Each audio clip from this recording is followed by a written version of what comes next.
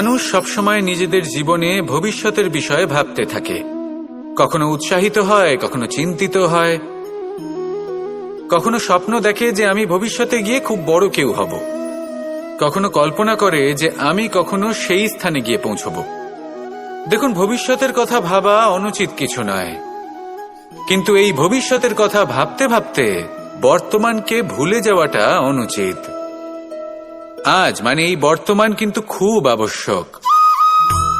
আমাকে বলুন, আজ আপনি বর্তমানে যাই হন না কেন, সেটা এমন কেন? তার কারণটা কি?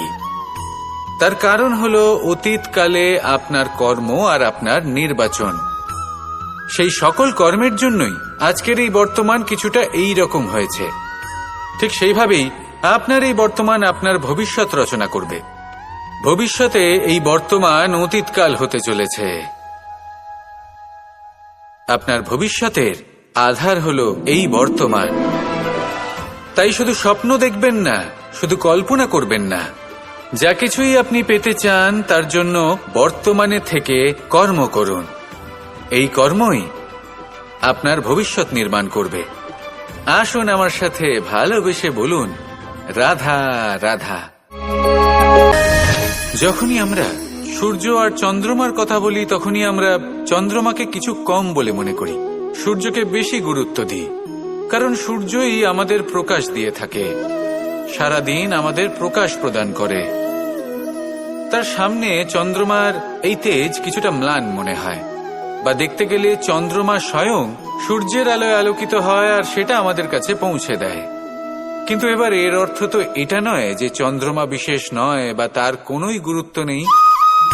ঘন অন্ধকারে রাতের বেলায় যখন আমরা কিছুই দেখতে পাই না, তখন আমাদের কাছে এই প্রকাশ কে পৌঁছে দেয়? চন্দ্রমা।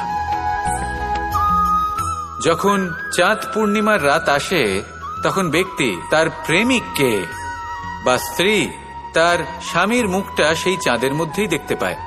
একটা ছোট্ট বালক, ছোট্ট একটা শিশুর যখন রাতে ঘুম আসে না, সে ব্যাকুল হয়ে পড়ে, আমরা তাকে আকাশের এই চাঁদকে দেখাই, তাকে সন্তুষ্ট করে ঘুম পাড়িয়ে দিই। এই চন্দ্রমা কখনো অর্ধচন্দ্রমা হয়ে, কখনো লুপ্ত হয়ে গিয়ে, কখনো আবার জাগ্রত হয়ে ওঠে, এই সংসারকে প্রকাশ প্রদান করে। সে অসংখ্য প্রাণীর পথ প্রদর্শন করে। অর্থাৎ চন্দ্রমা হওয়া কোনো অংশে কম কিছু নয়। যদি আপনিও জীবনে নিজের তেজ সংসারের কাছে পৌঁছে নাও দিতে পারেন, তাতে কিছুই যায় আসে না। যদি কারোর তেজ নিয়ে তেজস্বী হয়ে তার দ্বারা অন্য কারোর জীবনে আশার আলো ফুটিয়ে তুলতে পারেন, তাতেও কিন্তু আপনার জীবন সার্থক। আসুন আমার সাথে ভালোবেসে বলুন, রাধা রাধা। এই যে সূচ দেখছেন, এর স্বভাব হলো গেঁথে যাওয়া। আর যদি এটা গেঁথে যায়, তাহলে এটা যন্ত্রণা দেবে। আর এটা হলো সুতো। যদি এই সুতোটা কোনো ঘুড়ির সাথে বেঁধে দেওয়া হয় এবং এই ঘুড়িটা ওড়ানো হয়, তাহলে অন্য কোনো ঘুড়ির সুতো কাটতে এটা সাহায্য করতে পারে।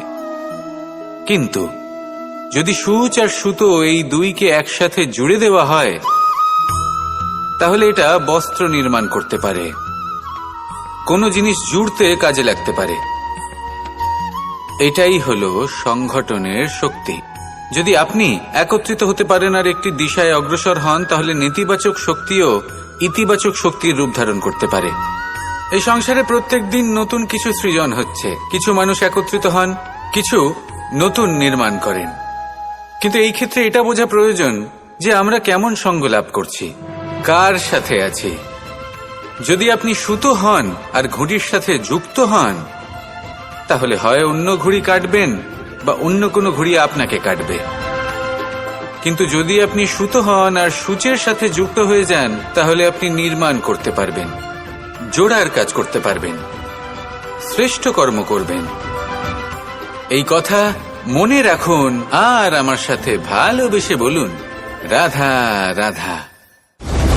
প্রত্যেকদিন পরিশ্রম করি, কিন্তু আমাদের মনে কখনো না কখনো এই প্রশ্ন অবশ্যই আসে যে সবসময় জীবনে অগ্রসর হওয়ার জন্য সেই পথেই কি চলা উচিত যেটা পূর্ণরূপে সুরক্ষিত, নাকি এমন পথেও চলা উচিত যে পথে একটু সংকটও আসতে পারে।